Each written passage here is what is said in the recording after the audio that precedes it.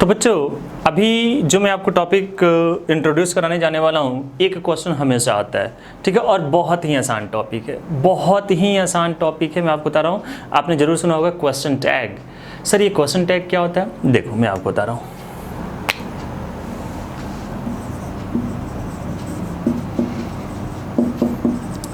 Question tag बहुत आसान topic होता है। इसको समझने के लिए सबसे पहले मैं आपको कुछ चीज़ों के बारे में बता दूं।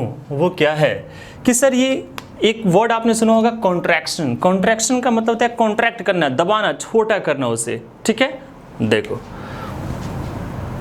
मैं यहाँ लिख रहा हूँ कॉन्ट्रैक्टेड फॉर्म। अब ये कॉन्ट्रैक्टेड फॉर्म क्या होता है, ध्यान से समझना। जैसे मैं लिखूँ डू नॉट, तो डू नॉट का क्या हो जाएगा? डोंट, ठीक है। अगर मैं बात करूं डज नॉट की, तो क्या हो जाएगा? डजंट। डिड नॉट का क्या होता है बच्चों? डिडंट हो जाएगा। हैव नॉट का हैवंट। हैज नॉट का हैजंट, ठीक है। वॉज नॉट का वॉजंट। वर नॉट का वरंट, ठीक है। विल नॉट का वॉन्ट, ठीक है। इज नॉट का इजंट। आर नॉट का, आर नॉट को आप या तो AINT लिख सकते हो या फिर आयरंट लिख सकते हो। कैन नॉट का कैंट। मस्ट नॉट का मस्टेंट। वुड नॉट का वुडंट। शुड नॉट का शुडंट, ठीक है। हैड नॉट का हैडंट। आप कहोगे सर इसमें बहुत कुछ छूटा रह गया। यस, छूटा ये रह गया एम नॉट और शैल नॉट, और बहुत सारी चीज़ें हैं। आई होप अब आपको समझ आ ही गया कि मैं क्या बताना चाह रहा हूँ। बेसिकली ये तो आपने अपने लाइफ में बहुत सारे यूज़ करते होगे आप, ठीक है। तो ख्याल ये रखना है, यही दोनों पॉइंट इसमें इंपॉर्टेंट होते हैं बच्चों। मैंने कहा एम नॉट का एमंट कभी भी नहीं होता है। तो सर एम नॉट का अगर एमंट नहीं होता है तो क्या होता है? ये उधार लेता है आर नॉट के कॉन्ट्रैक्शन का, यानी कि या तो एंट लिखूंगा या तो आरएंट लिखूंगा। यानी कि आप यहां लिखोगे एरेंट लिख सकते हो या फिर एंट भी लिख सकते हो। सर शैल नॉट किससे मदद लेता है? शैल नॉट मदद लेता है विल नॉट के कॉन्ट्रैक्शन का, यानी कि ये उधार लेता है। यानी क्या हो जाएगा यहां पर? वांट हो जाएगा। तो सबसे पहले हमने क्या सीख लिया कि कॉन्ट्रैक्टेड फॉर्म क्या होते हैं। कॉन्ट्रैक्टेड फॉर्म ये होते हैं, ये जो छोटा करके मैंने लिखा ना, ये कॉन्ट्रैक्टेड फॉर्म होते हैं, ठीक है। डू नॉट का कॉन्ट्रैक्टेड फॉर्म डोंट हो जाएगा, कोई इशू नहीं है। तो पहले हमने कॉन्ट्रैक्शन बनाना सीख लिया। अब हम चलते हैं इसके आगे, फिर अचानक से आपको क्वेश्चन टैग समझ आ जाएगा, ठीक है। चलो घबराने का नहीं है बच्चों।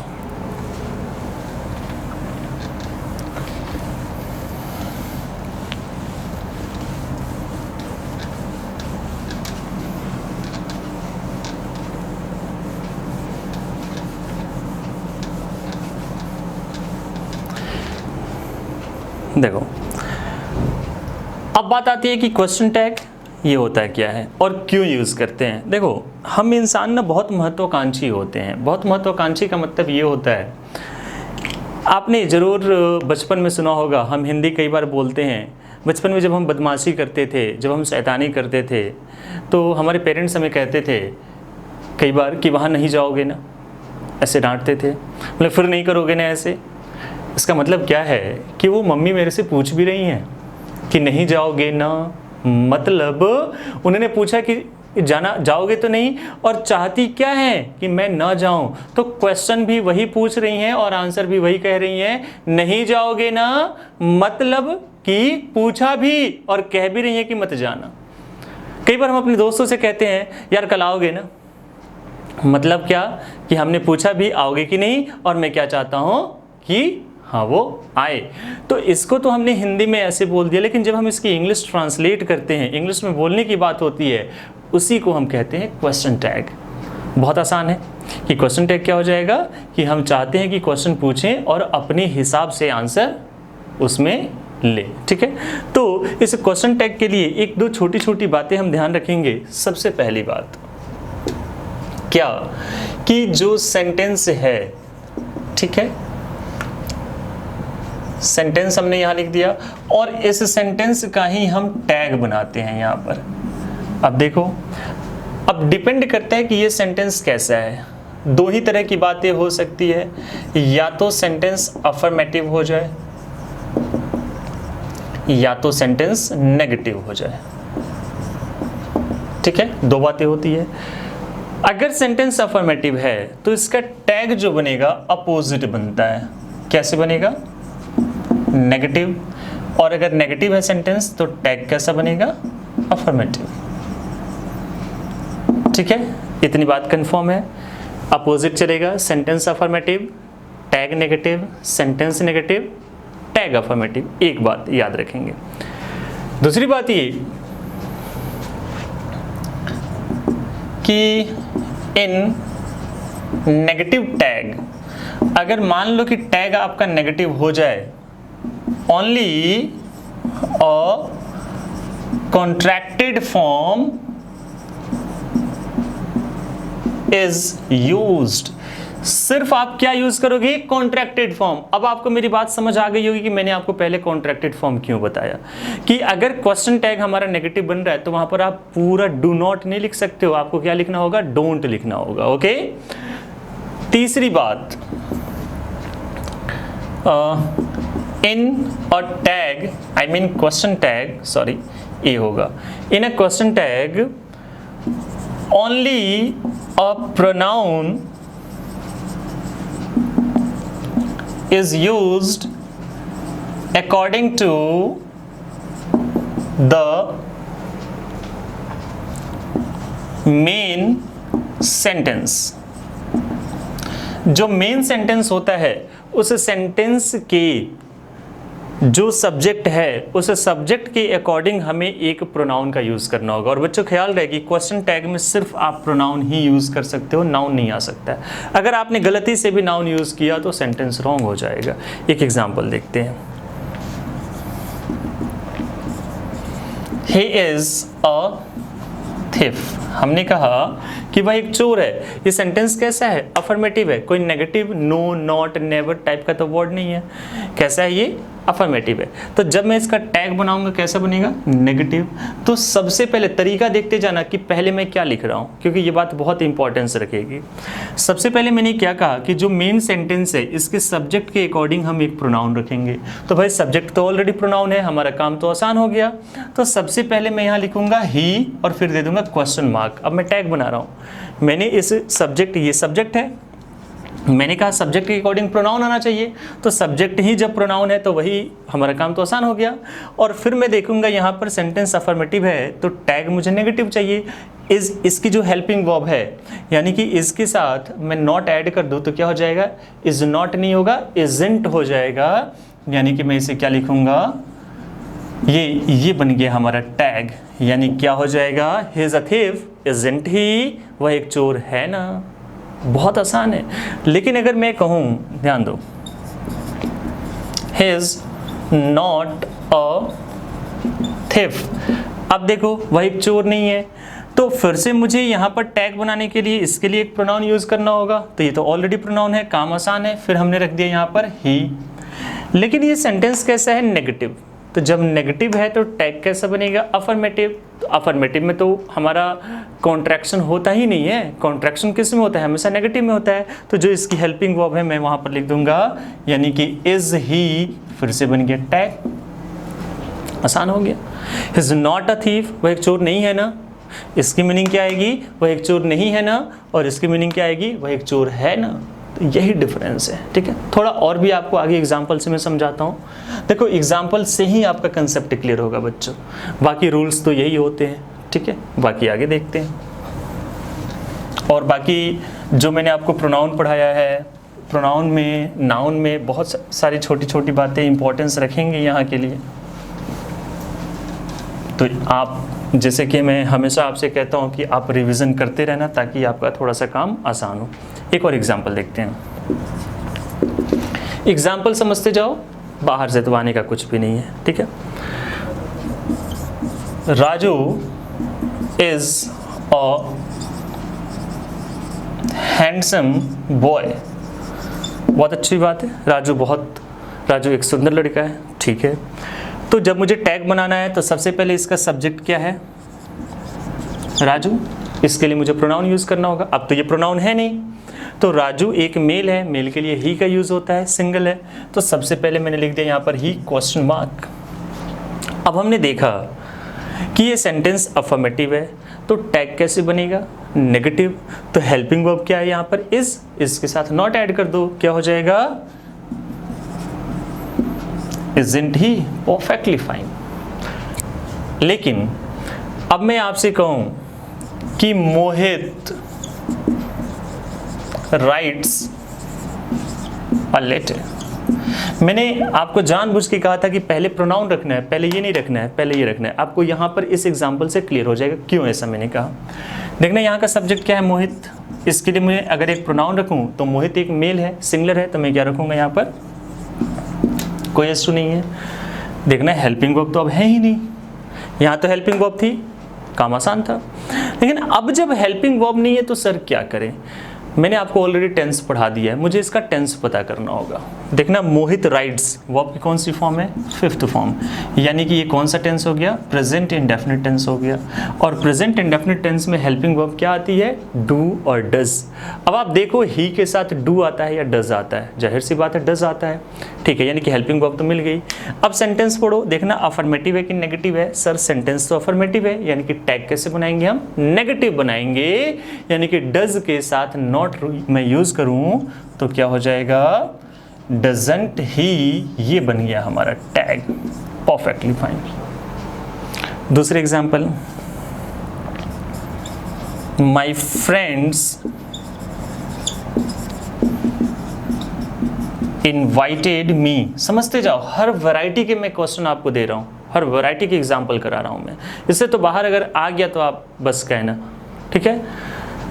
अब देखो माय फ्रेंड्स, तो यहाँ तो इसके लिए प्रोनाउन यूज करना होगा।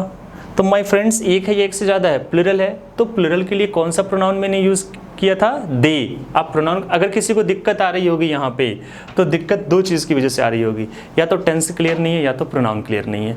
और अगर आपको दोनों ये पार्ट क्लियर है तो समझना कि ये दोनों ही आपके लिए आसान होने जाने वाला है। तो माई फ्रेंड्स के लिए प्रोनाउन में क्या यूज़ करूँगा बच्चों, मैं यूज़ करूँगा दे, एक से ज़्यादा है, फिर क्वेश्चन मार्क, ओके। और देखो यहाँ पर ये वर्ब की कौन सी फॉर्म है, सेकेंड फॉर्म, हेल्पिंग वर्ब तो है नहीं। तो अगर सेकेंड फॉर्म है तो सर कौन सा टेंस होता है, पास्ट इंडेफिनिट होता है। एक तो हमने कंफर्म कर लिया कि टेंस कौन सा हो गया, past indefinite. Sir past indefinite tense में हेल्पिंग वर्ब क्या आती है, डिड, ठीक है। अब देखना ये है कि हेल्पिंग वर्ब तो हमें मिल गई, अब देखना ये है कि ये जो सेंटेंस है ये अफर्मेटिव है कि नेगेटिव है। सर ये तो अफर्मेटिव है, यानी कि टैग कैसे बनेगा, नेगेटिव बनेगा, यानी कि डिड के साथ मैं रख दूंगा नॉट, क्या हो जाएगा, डिडंट, डिडंट दे, ये बन गया हमारा टैग। कितना तो आसान है यार, बहुत आसान है। आई होप सबको समझ आ रहा होगा। चलो बच्चों आगे देखते हैं इसमें।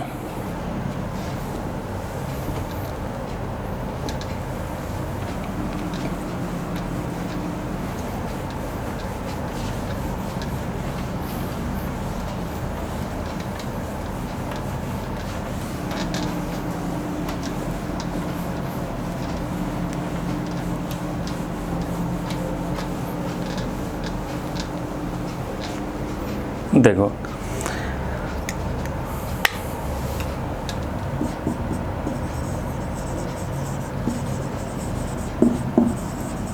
आई शैल हेल्प यू, एक ये भी वैरायटी हम देखते हैं।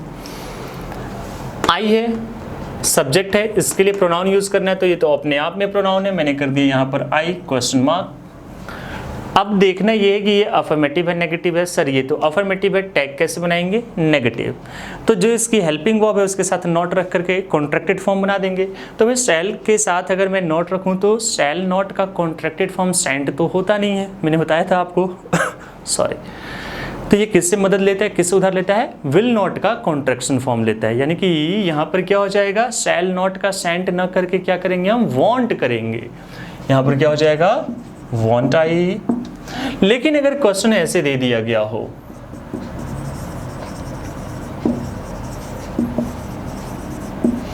Shall not help you. अब देखो यहाँ का प्रोनाउन सब्जेक्ट प्रोनाउन है, हमने रख दिया यहाँ पर आई। अब देखना ये सेंटेंस कैसा है? नेगेटिव है। तो भाई नेगेटिव है तो टैग कैसा बनेगा? अफर्मेटिव। तो बच्चों यहाँ देखो, I am not an engineer, इसमें तो हमने देखा कि ये प्रोनाउन है तो हमने प्रोनाउन रख दिया। अब एम नॉट तो नेगेटिव है, तो अफर्मेटिव में तो कोई टेंशन ही नहीं है, तो मुझे क्या करना चाहिए यहाँ पर? Am I. That's so simple. देख लो कितना आसान है क्वेश्चन टैग। अगर ये कहा जाए कि Rahul can not solve this puzzle, बहुत आसान है। यहाँ देखना सब्जेक्ट क्या है? राहुल। और इसके लिए मुझे प्रोनाउन क्या यूज करना चाहिए? ही, क्योंकि मेल है और सिंगल है ही। अब यहाँ देखो कैन नॉट, तो ये तो नेगेटिव है, तो टैग कैसा बनेगा? अफर्मेटिव। क्या होगा? Can he. बहुत आसान है। तो हर वैरायटी के मैंने क्वेश्चन कवर कर लिए। एक वैरायटी अभी है, टेंशन नहीं लेनी है, वो भी क्वेश्चन पूछा जाता है। देखो एक नहीं, मैं आपको अभी 2 वैरायटीज बता रहा हूँ, सब कुछ कवर कर लेता हूँ ताकि कहीं से क्वेश्चन मिस ना हो।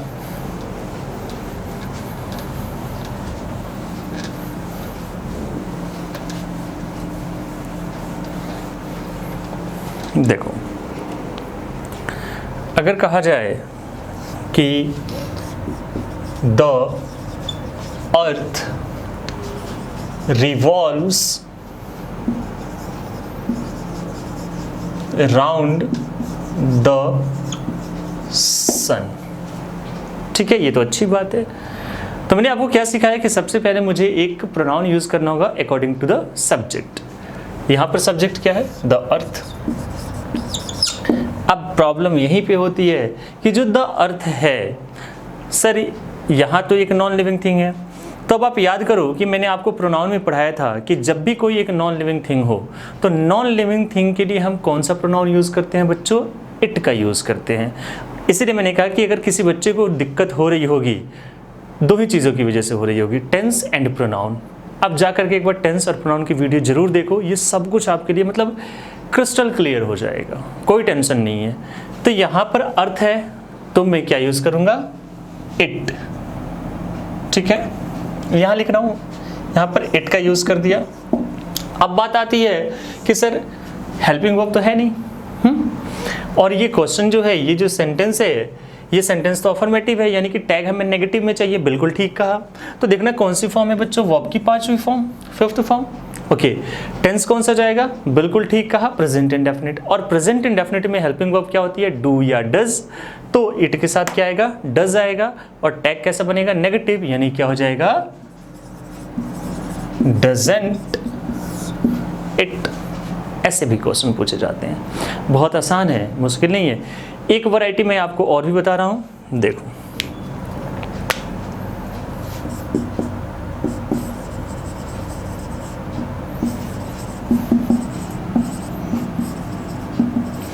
I think he is a thief, मैं सोचता हूं कि वह एक चोर है। अब ये मैं आपको बता रहा हूँ टायर 2 लेवल का, जब बहुत ही डिफ़िकल्ट क्वेश्चन आते हैं पेपर में, हम कहते हैं यार बहुत मुश्किल आ गया था, समझ नहीं आ रहा था क्या करें। तो उस तरह के क्वेश्चन के लिए मैं बता रहा हूँ, इस तरह के क्वेश्चन पूछे जाते हैं। देखो क्या होता है, अगर इसे आप तोड़ो तो 2 सेंटेंसेस है ना, देखो दोनों को अलग अलग मैं एक बार टैग बना रहा हूँ। अगर मुझे कहना है आई थिंक, तो आई थिंक का टैग क्या बनेगा भाई? आई के लिए तो मैं यहाँ लिख दूंगा आई, और थिंक वर्ब की फर्स्ट फॉर्म है, यानी कि प्रेजेंट इंडेफिनिट। तो प्रेजेंट इंडेफिनिट अगर है तो डू या डज, अफर्मेटिव है क्या हो जाएगा? Don't I. और he is a thief, his a thief का टैग क्या हो जाएगा, अभी तक तो समझ आ गया होगा, यहाँ पर आ जाएगा ही और इसके साथ नॉट आ जाएगा isn't he। अब कहता है कि ये तो कंप्लीट एक सेंटेंस माना गया है, लेकिन इसमें दो पार्ट हैं, सर टैग कौन सा रखें हम, टैग तो एक ही बनाएंगे, या तो डोंट आई होगा या तो isn't he होगा। तो बच्चों यहाँ पर ध्यान रखना, कहता है कि जब एक सेंटेंस में एक से ज़्यादा क्लॉज हो, क्लॉज की भी नॉलेज मैंने आपको दे दी है, तो टैग हम बनाते हैं सबसे इंपॉर्टेंट क्लॉज के अकॉर्डिंग। यहाँ पर देखना इंपॉर्टेंट क्लॉज कौन सा है, मेरा सोचना या उसका चोर होना। बट ऑब्वियस सी बात है कि उसका चोर होना, मैं सोचता हूँ कि वह चोर है, यानी कि सबसे इंपॉर्टेंट बात यहाँ पर क्या है, हिज अ थिफ, यानी कि हम इसके अकॉर्डिंग टैग बनाएंगे, यानी क्या हो जाएगा, isn't he, ये हमारा टैग हो जाएगा। बहुत आसान है, मुश्किल कुछ भी नहीं है। आई होप आपको क्वेश्चन टैग समझ आ गया होगा।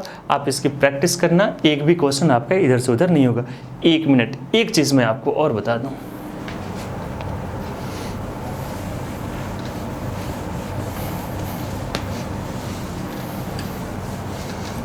मैंने क्या कहा कि आप अगर कंफर्टेबल फील करना चाहते हो, ये बात मैं रिपीट इसलिए कर रहा हूँ क्योंकि किसी बच्चे को अगर दिक्कत आ रही है तो सिर्फ प्रोनाउन और टेंस की वजह से।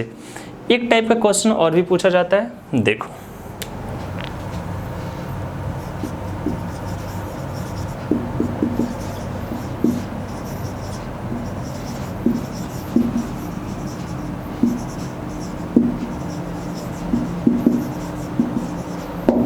India is proud of her scientists. देखो, इंडिया तो एक कंट्री का नेम है, जनरली माना जाता है नॉन लिविंग थिंग, लेकिन इसका पर्सोनिफिकेशन होता है। जब भी आप पर्सोनिफिकेशन करते हो, पर्सोनिफिकेशन का मतलब ये होता है कि एक लिविंग थिंग के जैसे ट्रीट करना। और मैंने नाउन में बहुत अच्छे से कवर किया, आप बिल्कुल जा करके नाउन में पढ़ना, आपको समझ आ जाएगा। तो जब एक इंसान के जैसे हम ट्रीट करते हैं तो उसे हम कहते हैं कि हाँ वो पर्सोनिफाइड है। तो देखना, हम कहते हैं इंडिया जीत गई, ठीक है, यानी कि इंडिया को हमने क्या कर दिया, पर्सोनिफाई कर दिया, तो इससे हमने फेमिनाइन जेंडर के जैसे ट्रीट करना होता है। किसी भी कंट्री को आप फेमिनाइन जेंडर के जैसे ट्रीट करोगे। यही रीज़न है कि देखो मैंने क्या लिखा है, यहाँ पे हर लिखा है। तो जब आप इसके लिए टैग बनाओगे तो देखना, ये जो सब्जेक्ट है इसके लिए तो एक प्रोनाउन रखना होगा। यही फंसाने के लिए आपको देते हैं। जनरली बच्चे क्या करते हैं, इंडिया के लिए यहाँ पर रख दिया इट। भाई इट तो तब होगा ना जब ये कंप्लीटली नॉन लिविंग थिंग है, लेकिन इस सेंटेंस में तो ये नॉन लिविंग थिंग के जैसे ट्रीटेड नहीं है। यहाँ पर पर्सोनिफाई किया, यहाँ पे एक ह्यूमन बीइंग के जैसे यूज़ किया, क्योंकि घमंड या प्राउड किसे होगा, किसी नॉन लिविंग थिंग को तो होगा नहीं, किसी लिविंग थिंग को होगा। इसलिए हम कह सकते हैं कि इस सेंटेंस में इंडिया को हमने पर्सोनिफाई कर दिया, यानी कि पर्सोनिफाई कर दिया तो हमने फेमिनाइन जेंडर के जैसे ट्रीट करना होगा कंट्री को। तो इसके लिए मैं प्रोनाउन क्या यूज़ करूँगा, शी, और यहाँ पर क्या है, इज, तो टैग क्या बन जाएगा, isn't she। ये भी क्वेश्चन पूछा गया है। So guys, this is all about question tag.